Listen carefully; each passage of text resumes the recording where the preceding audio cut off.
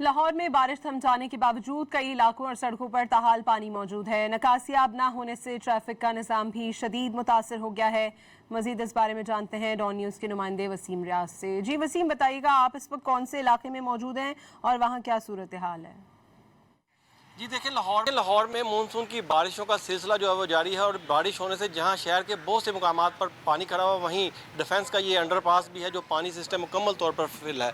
मेरा कैमरामैन अगर आपको दिखाए तो ये देखें, ये किसी पुल के मनाजर जो है वो लगते हैं। ये डिफेंस का अंडरपास है जहाँ से कभी गाड़ियाँ जो है वो गुजरती थी, अब यहाँ पर पानी ही पानी मौजूद है और इसको मुकम्मल तौर पर ट्रैफिक के लिए बंद कर दिया गया। और अगर आपको मेरे इस तरफ अगर कैमरामैन दिखाए तो गाड़ियों को ऊपर से जो है वो गुजारा जा रहा है। ट्रैफिक पुलिस की यहाँ पर इजाफी नफरी जो है वो तैनात की गई है।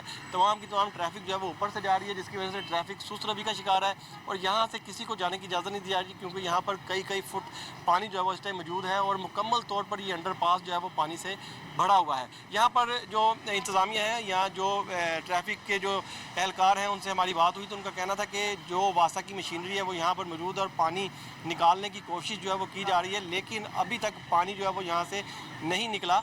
4 से 5 घंटे हो गए हैं लाहौर में बारिश जो है वो थम चुकी है। कल से ये सिलसिला बारिश का जो शुरू हुआ, जो रात भर जारी रहा और आज सुबह भी बारिश जो है वो होती रही। उसके बाद अब बारिश को 5 घंटे हो गए हैं थमे हुए, लेकिन पानी जिन जगहों पर मौजूद है वहाँ अभी भी मौजूद है और बहुत सी शराहों से निकाल भी लिया गया है। लेकिन ये अंडरपास बंद होने से ट्रैफिक को शदीद मुश्किलात का सामना है। पानी यहाँ से निकालने की कोशिश की जा रही है। इसी तरह डिफेंस के और बहुत से इलाके हैं जहाँ अभी भी पानी जो है वो मौजूद है, जिसकी वजह से लोगों को शदीद मुश्किलात हैं। बहुत शुक्रिया वसीम रियाज आपका।